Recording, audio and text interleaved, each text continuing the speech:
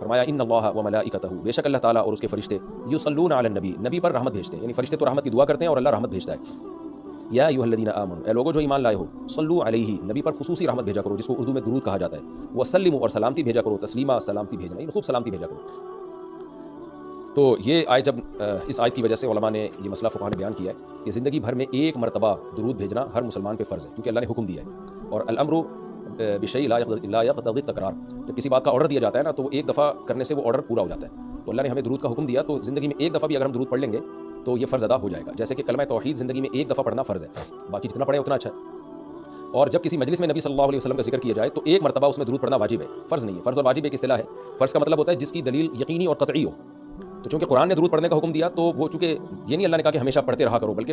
پڑھو، تو ایک دفعہ پڑھنا اس قطعی یقینی دلیل کی وجہ سے فرض ہے۔ تو فرضیت ایک ایسی چیز ہوتی ہے جس کا انکار کرنے سے انسان کافر ہو جاتا ہے، کیونکہ اس کی دلیل بہت مضبوط ہوتی ہے۔ اور دوسری حدیث میں آتا ہے کہ وہ شخص بخیل ہے کہ میرے سامنے اس کا تذکرہ کیا جائے اور مجھ پر درود نہ پڑے، تو اس حدیث یہ چونکہ خبر واحد ہے، کیونکہ ظاہر ہے قرآن جس طرح تواتر کے ساتھ ثابت ہے، اس طرح اخبار احاد جو خبر واحد ہوتی ہیں اس طرح تواتر کے ساتھ ثابت نہیں ہوتی، تو اس میں تعویل کا بھی امکان ہوتا ہے، تو اس لیے فقہاء خاص طور پر احناف جو ہیں، فقہاء حنفیہ، انہوں نے فرض اور واجب ایک ٹرم بنائی ہے شرعی مسائل کو سمجھانے کے لیے، تو اس لیے انہوں نے کہا کہ جب کسی مجلس میں نبی کا نام آئے نا تو اس مجلس میں ایک دفعہ کم سے کم درود پڑھنا واجب ہے۔ واجب کا درجہ تھوڑا سا فرض سے نیچے ہوتا ہے کیونکہ وہ حدیث سے ثابت ہے،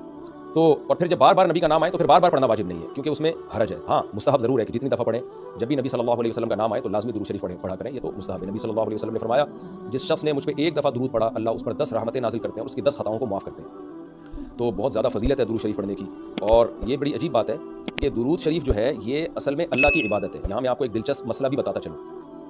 شرعی مسئلہ یہ ہے کہ جب ہم کوئی منت مانتے ہیں نا، منت کہ اگر اللہ نے میرے مریض کو شفا دے دی تو میں اتنے روزے رکھوں گا، میں یہ کروں گا، میں یوں کروں گا، تو اس عمل کو منت کہا جاتا ہے کہ باقی اگر آپ ٹھیک ہو گئے تو آپ پر لازم ہوتا ہے کہ آپ وہ کام کریں۔ تو منت میں یہ ضروری ہے کہ آپ جس چیز کی منت مانیں وہ عبادت مقصودہ ہو اور اس کی جنس میں سے لازم بھی ہو، یعنی عبادت میں کامل عبادت ہونی چاہیے، وہ عبودیت کا عنصر اس میں ہو۔ جیسے آپ نے منت مانی کہ اگر جو ہے میں امتحان میں پاس ہو گیا تو میں 3 روزے رکھوں گا، تو روزے عبادت ہے، مقصود ہے، یعنی عبادت مقصودہ میں سے ہے۔ لیکن اگر آپ نے منت مانی کہ میں اگر امتحان میں پاس ہو گیا تو میں وضو کروں گا، تو وضو چونکہ مقصود نہیں ہے، عبادت مقصودہ نہیں ہے، وضو سے مقصد تو نماز ہوتی ہے، تو وہ منت آپ کے اوپر لازمی نہیں ہوگی۔ آپ نے اگر منت مانی کہ جی میں صدقہ کروں گا، تو صدقہ عبادت مقصودہ ہے اور اس کی جنس میں سے جو زکوٰۃ ہے وہ واجب بھی ہے، روزے کی جنس میں سے رمضان کا روزہ واجب ہے۔ آپ نے نفل نماز کی منت مانی تو بھی منت پورا کرنا آپ پر لازم ہے، کیونکہ نفل نماز جو ہے وہ عبادت بھی ہے اور اس کی جنس میں سے یعنی فرض نماز آپ پر لازم بھی ہے۔ تو اگر دونوں میں سے ایک شرط بھی نہیں پائی جائے گی تو منت پھر منعقد ہی نہیں ہوتی ہے۔ جیسے آپ نے کہا کہ میں جو ہے وہ اگر امتحان میں کامیاب ہو گیا، پاس ہو گیا، تو میں جو ہے اپنے والدین کی خدمت کروں گا، تو یہ خدمت ثواب تو بہت ہے لیکن عبادت مقصودہ نہیں ہے، عبادت مقصودہ نہیں ہے، تو یہ منت آپ پر پورا کرنا لازم نہیں ہوگی۔ خدمت تو کرنی چاہیے، ماں باپ کی خدمت سے بڑھ کر تو دنیا میں کوئی نیکی نہیں ہے، لیکن عبادت مقصودہ نہیں ہے۔ مقصودہ کا مطلب نماز، حج، یہ سب چیزیں جو ہے نا مقصود میں آتی ہیں۔ یہ کسی عارضے کی وجہ سے اللہ نے ہمیں حکم دیا ہے کہ تاکہ ماں باپ کو پریشانی نہ ہو۔ یہی وجہ ہے کہ اگر خدمت کے محتاج نہیں ہوتے تو پھر خدمت واجب بھی نہیں ہوتی، ان کی خدمت کے محتاج ہوتے ہیں تو واجب ہوتی ہے، لیکن نماز تو جب بھی ٹائم آئے گا آپ پر لازم ہوگی، زکوٰۃ تو سال گزرنے کے بعد جب بھی صاحب نصاب ہوں گے آپ پر لازم ہوگی، چاہے غریبوں کو ضرورت ہو یا نہ ہو، آپ پر تو زکوٰۃ واجب ہوتی رہے گی۔ تو اب علماء کا اختلاف ہوا ہے کہ اگر کوئی شخص درود شریف کی منت مانتا ہے تو کیا اس پر درود شریف کی منت پوری کرنا لازم ہے؟ بعض علماء نے کہا کہ نہیں، کیونکہ درود شریف بھی عبادت مقصودہ میں سے نہیں ہے۔ اس کی پہلے میں اور آسان مثال دیتا ہوں، جیسے تلاوت۔ علماء کہتے ہیں اگر کوئی یہ منت مانتا ہے کہ اگر میں امتحان میں کامیاب ہو گیا تو میں 3 پارے تلاوت کروں گا، تو یہ منت پوری کرنا بھی واجب نہیں ہے، کیونکہ قرآن پڑھنا بہت زیادہ ثواب تو ہے لیکن عبادت مقصودہ نہیں ہے، بلکہ مقصد قرآن سے کیا ہے کہ آپ کا دل بنے اور آپ کو آخرت کی یاد تازہ ہو، آپ کو شرعی احکام کا علم ہو۔ ثواب بہت ہے، ہر ثواب کا کام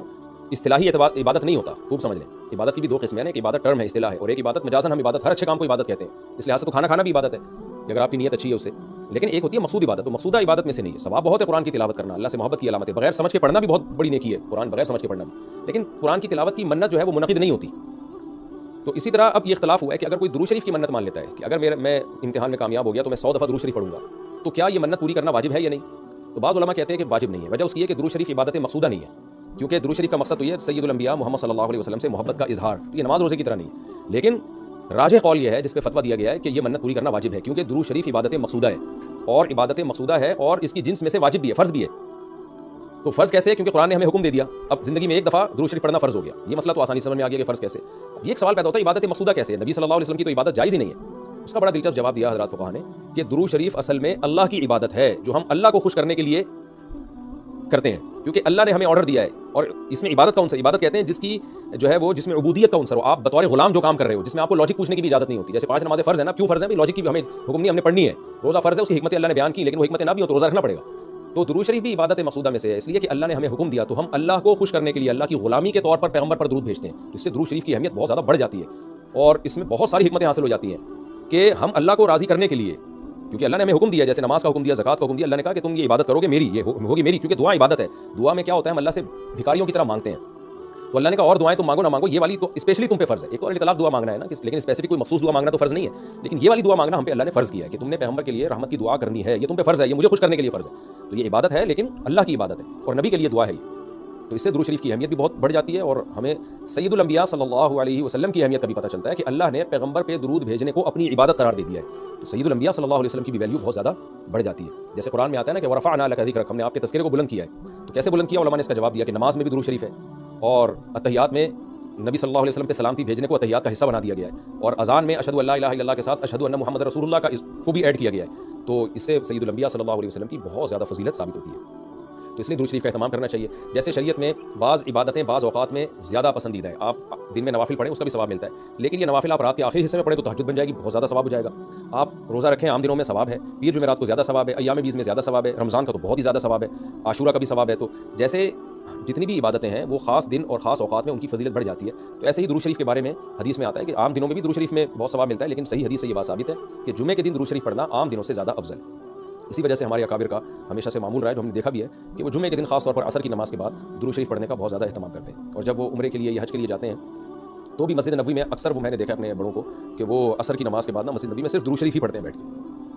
ایک تو وہ جگہ ایسی ہے جہاں سید الانبیاء صلی اللہ علیہ وسلم کا روضہ اطہر ہے سامنے, پھر وہاں جمعے کا دن بھی ہو تو, اور پھر عصر کی کا وقت جو ہے وہ قبولیت کا وقت ہوتا ہے جمعے کے دن. جیسے کہ حدیث میں آتا ہے نا, جمعے کے دن ایک گھڑی ایسی ہوتی ہے جس میں دعا رد نہیں ہوتی. تو جمہور علماء اس طرف گئے کہ اس سے عصر کا ٹائم مراد ہے, اگرچہ اس میں اختلاف ہے, لیکن جمہور اس طرف گئے کہ عصر کا وقت مراد ہے. تو جمعے کے دن عصر کے وقت درود شریف کا اہتمام کرنا چاہیے. اور ویسے بھی اگر آپ کو عصر کے وقت ٹائم نہیں ملتا تو جمعے کی نماز کے لیے آپ وقت سے بہت پہلے آ جائیں, نہا دھو کے تیار ہو کے اگلی صف میں بیٹھیں, اور خطیب صاحب کا بیان شروع ہونے سے پہلے آپ تحیۃ المسجد پڑھنے کے بعد درود شریف کی کثرت کیا کریں.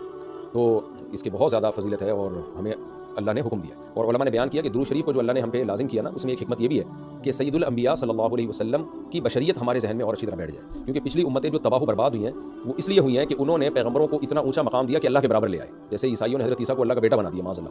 اور ہمارے یہاں بھی جو بدعتی لوگ ہیں انہوں نے سید الانبیاء کو حاضر ناظر مشکل کشا کیا بنا دیا, تو شرک کرنے لگے. تو درود شریف میں ایک حکمت یہ بھی ہے کہ جب ہم نبی کے لیے دعا کرتے ہیں اللہ تعالیٰ سے کہ اللہ سید الانبیاء پر اپنی خصوصی رحمتیں نازل فرما اور آپ پر سلامتیاں بھیج, تو اس سے ہمیں یہ بھی پتہ چلتا ہے, یہ عقیدہ ہمارے دل میں بیٹھتا ہے کہ محمد صلی اللہ علیہ وسلم بھی اللہ کی رحمت کے محتاج ہے. تبھی تو ہمیں حکم دیا جا رہا ہے کہ ان کے لیے دعا مانگو. ہاں یہاں ایک اشکال ہو سکتا تھا اس کا کہ بھائی اچھا اس کا مطلب نبی ہماری دعا کے محتاج ہیں. تو نہ نبی ہماری دعا کے محتاج نہیں ہے,